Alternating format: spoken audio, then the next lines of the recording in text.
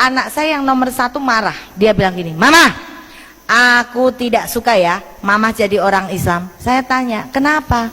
"Mah, orang Islam itu orang jahat, Mah."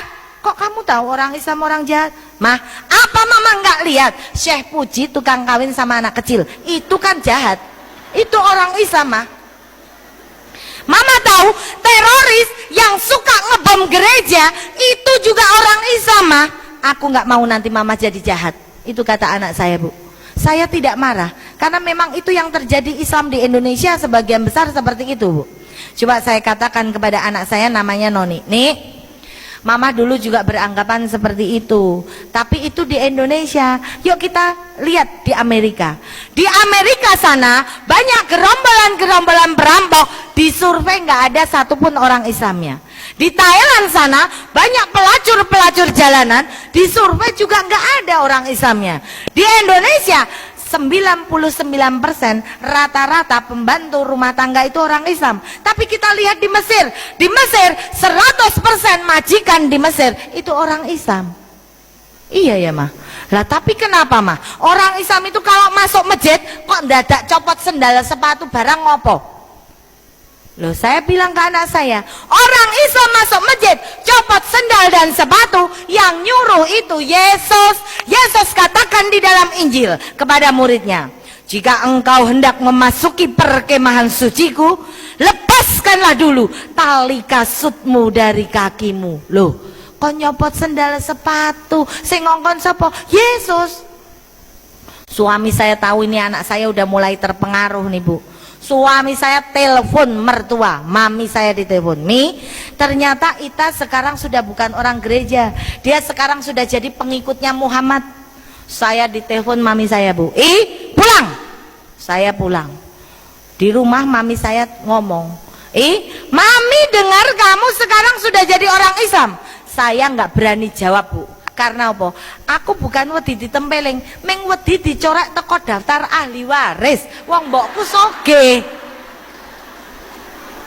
Saya nggak berani jawab, cuma cengenges-cengenges. Lalu mami saya bilang, kalau mami sampai tahu kamu jadi orang Islam, mami sudah nggak bakal mau pergi ke gereja lagi.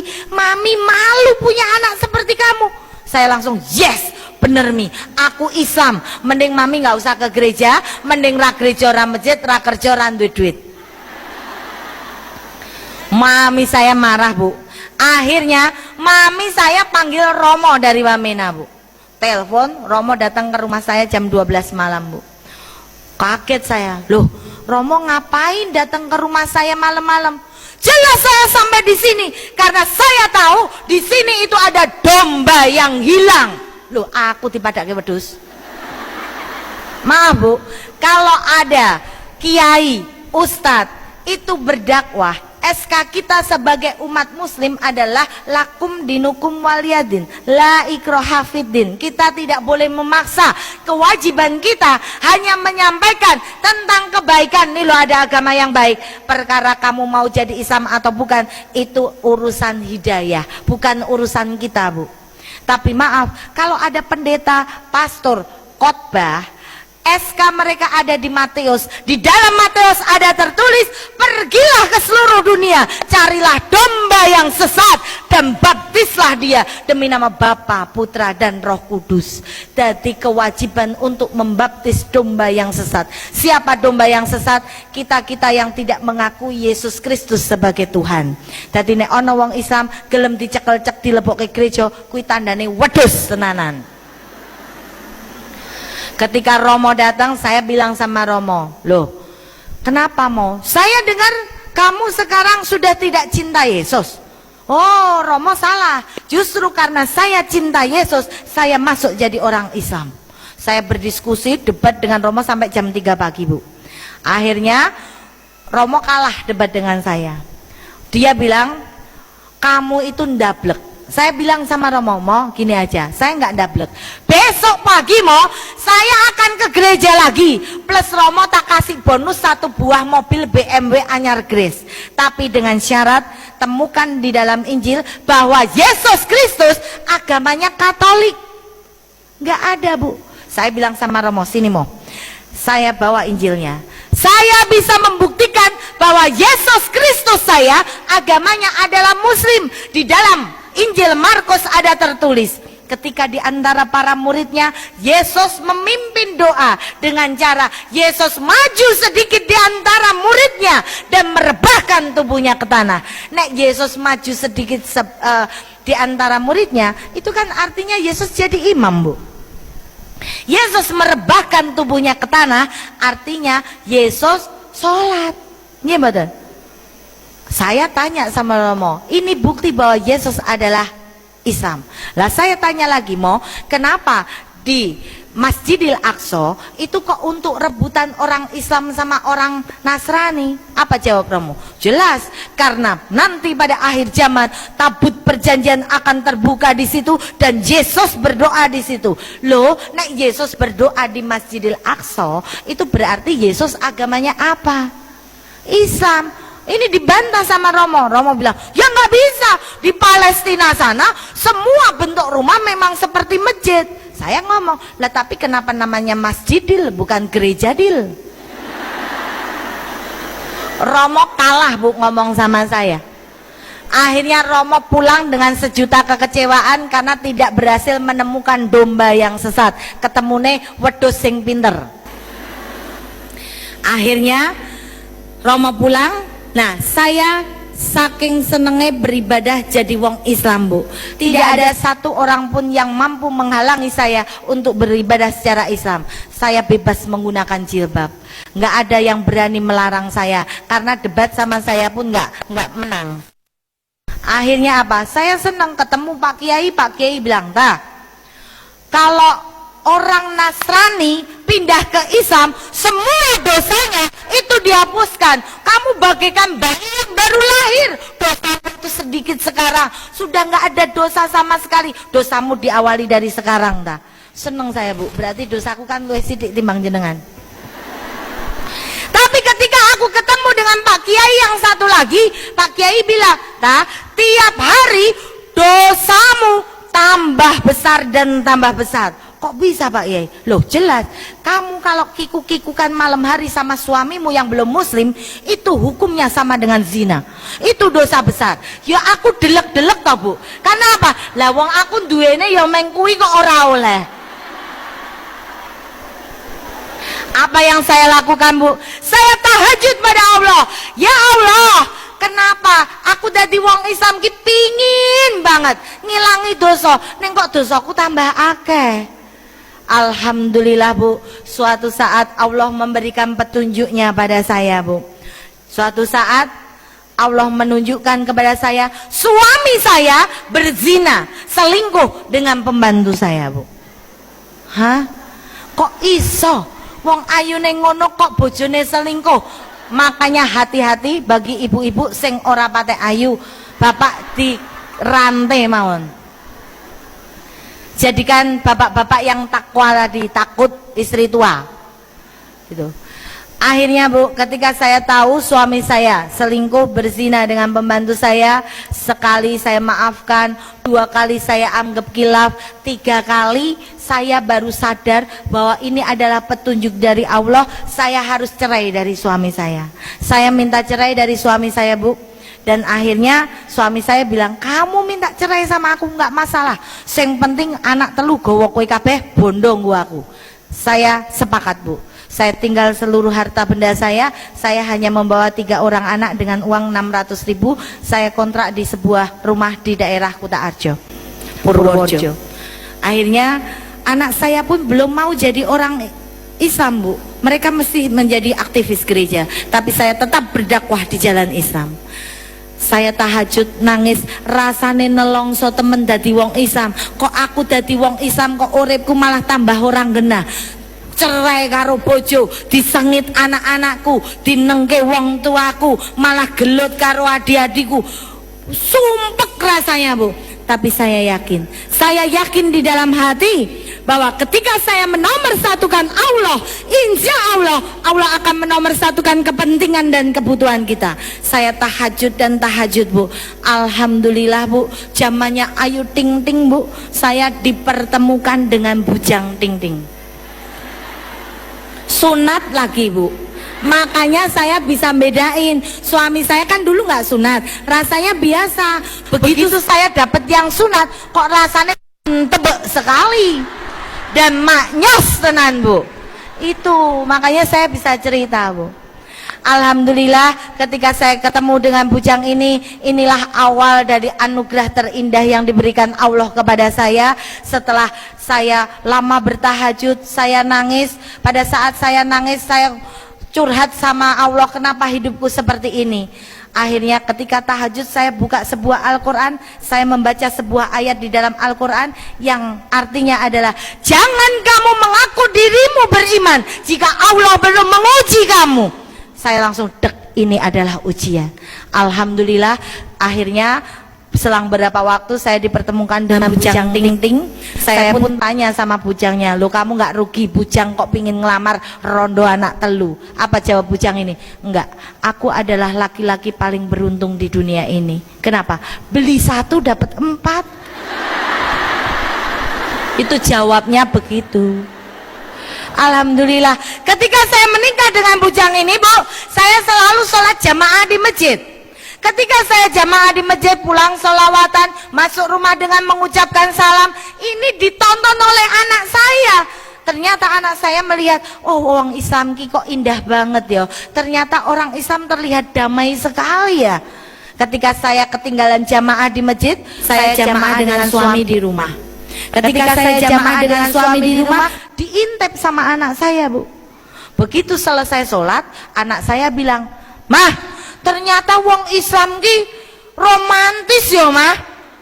Saya tanya kenapa? Loh, kalau mama sholat sama papi, itu kan aku ngintip Mah.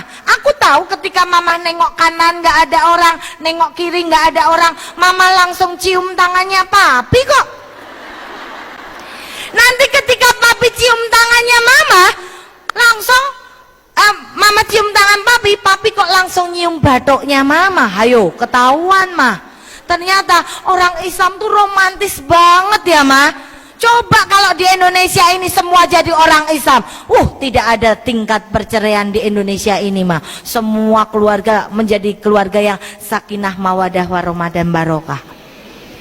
Akhirnya Bu, saya tidak menanggapi, saya hanya tersenyum dengan sejuta harapan. Mudah-mudahan hidayah itu sampai kepada anak saya, karena saat itu anak saya masih ke gereja. Suatu saat saya pulang dari tempat kerja, anak saya 3 orang lari ngejar mobil saya Bu.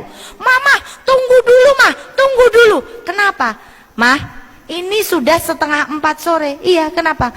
Mah, ayo Mah, antar aku ke pasar. Ngapain? Mah, beliin aku mukena Mah, beliin aku sajadah Mah. Nanti maghrib Mah, aku pingin sholat bareng Mama di masjid. Saya kaget Bu. Saya kaget. Saya tidak pernah memaksa anak saya menjadi orang Islam. Akhirnya saya belikan mukenah dan sajadah. Anak saya tanya, Mah, tapi kan aku belum tahu caranya orang Islam sholat gimana. Nggak usah belajar, pokoknya nanti kamu ke masjid ngelirik kanan kirimu, nek ngadek melu ngadek, jengking melu jengking, jakong melu jakong, beres. Gitu doang Mas jadi orang Islam. Iya, gampang ya Mas jadi orang Islam. Bener Bu. Begitu maghrib berkumandang, dia langsung lari ke masjid jejer teman-temannya. Sampingnya temennya kanan kiri, wes pokok men kelingan omongane mamai, lirik kanan kiri mesti bener. Betul. Ngadek melu ngadek, jengking melu jengking, jakong melu jakong. Selesai dari sholat komplain sama saya, Mama ini malu-maluin aku aja. Lah kenapa? Mama kan pesennya cuma lirik kanan kiri. Begitu lirik kanan kiri aku malah tambah bingung Mah. Lah kenapa? Lah waktu duduk itu samping kananku tangannya begini terus Mah. Samping kiriku tangannya muter-muter begini Mah. Nah yang bener yang mana Mah? Ya semua bener lah. Kamu tadi gimana? Aku tadi bingung tak kombinasi Mah. Kadang gini, kadang muter-muter. Ya nggak apa-apa. Inilah Bu, ini contoh kita sebagai orang tua, kita adalah mesin fotokopinya anak. Jangan berharap anak kita jadi soleh, soleha kalau kita sendiri tidak bisa memberi panutan yang baik bagi anak kita. Ketika saya pulang di rumah, saya deres Quran, anak saya melihat kok mama bisa baca Quran. Akhirnya dia bilang, Mbok aku dipanggilin bu guru Mah, aku kan juga pingin baca benang bundet kayak mamah gitu. Saya panggilkan Bu Nyai datang ke rumah belajar. Alhamdulillah Bu, 3 orang anak saya itu sekarang sudah khatam semua, alhamdulillah. Bahkan yang paling besar saat ini lulus SMP, dia malah bilang, "Mah, aku nanti mau sekolah di Pondok Madiun karena aku pingin hafid Quran, aku pingin hafal Quran." Mohon doanya ya Bu. Anak saya yang tadinya benci terhadap orang Islam menjadi senang dan cinta kepada orang Islam. Itulah kita tidak perlu memaksa, ora perlu jotosi balane dewe Bu. Yang penting kita tetap berdakwah bahwa Islam adalah yang baik dan benar. Saya yakin semua yang ada di sini adalah orang-orang Islam toh Bu. Nabinya siapa Bu? Nabi Muhammad. Lah, Ibu dulu milih nabinya dulu apa agamanya dulu Bu? Kalau dulu aku kan milih nabinya dulu, wong ganteng Bu. Jenengan milih agamanya dulu yang baik atau nabinya yang ganteng Bu? Hah? Nabi? Agama? Oh Bu, berarti yang jawab agama nggak pernah baca Quran. Di dalam Quran Ali Imran 31 dikatakan, "Qul kuntum tuhibbunallah fattabi'uni yuhibbukumullah wa yaghfir lakum dzunubakum wallahu ghafurur rahim." Apa artinya Bu? Embo. Katanya ibu-ibu senangnya lagu Tombo Hati. Tombo Hati gimana Bu? Tombo hatiku 5 perkarane, gitu Bu. Kaping pisan maca Quran samaktane, gitu Bu lagunya. Benar Bu? Lah udah belum Bu? Belum? Berarti lagunya salah, diganti Bu besok. Tombo hati iku 5 perkarane, kaping pisan maca tangga sama reme. Kalau itu udah Bu. Itulah ibu-ibu Bu. Ali Imran 31 dikatakan, "Katakan Muhammad, jika umatmu sayang padaku, cintailah dulu nabinya, baru agamanya Bu." Jadi siang hari ini saya ingin mengajak ibu mencintai dulu nabinya, baru agamanya. Seneng ngosek karo sing gowo, gek seneng karo sing digowo. Kowe seneng karo sing digowo, orang ngerti sapa sing gowo, iso mlebu penjara. Motor Vision 29 juta, tekan kene dadi 3 juta sing gawa gali. Jenengan purun mboten? Mboten, mergone sing gawa gali, nggih mboten Bu? Tapi nek ana roti enak, gede, menus, kayane seger, tekan kene sing gawa asu. Purun mboten? Mboten, sing gawa asu. Tapi kalau Islam, Nabi Muhammad sing gawani sing maha kuasa kon ngedon ke karo kabeh menungso sing urip ning alam donya, sing pingin uripe mulya, sing pingin urip ora dinyek tangga, ning syarate kudu salat sedina ping 5. Sampun nggih Bu. Karena yang membedakan kita dengan ketek itu salatnya Bu. Kabeh gayane ketek ditiru menungso. Ketek mangan awake dhewe mangan, ketek ngombe awake dhewe ya ngombe, ketek garuk-garuk awake dhewe ya iso garuk-garuk, ketek doyan kacang awake dhewe ngungkuli le doyan kacang. Sing bedake dhewe karo ketek, nek ketek ora salat, awake dhewe salat lho Bu. Dadi nek jenengan mangke dalu diambung bapak mboten nate salat, berarti padha karo diambung. Nggih. Jenengan duwe anak ora salat dinengke wae, berarti padha karo duwe anak. Nah, jawab dhewe Bu. Dadi nek aku kok ora salat, berarti aku. Jenengan salat Bu? Salat napa liwat? Betul lho Bu. Nek wong salat niku mesti liwat. Tapi wong liwat dereng mesti salat. Setuju mboten? Setuju. Wong nek salat mesti duwe ilat, tapi wong duwe ilat durung mesti salat. Wedhus ya duwe ilat ning mboten salat. Kuwi berarti nek jenengan duwe ilat mboten salat, tandane jenengan. Itu saja yang bisa saya haturkan pada siang hari ini. Mudah-mudahan dengan perjumpaan ini tambah sregep le solat. Jangan jadikan solat sebagai beban, tapi jadikan solat sebagai cinta dan kenikmatan. Mohon maaf apabila dalam menyampaikan saya banyak tidak sopannya, banyak kurusah-kurusuhnya, itu karena kebodohan saya. Tapi kalau ada sebuah kebenaran, semua itu hanya karena Allah Ta'ala. Assalamualaikum warahmatullahi wabarakatuh.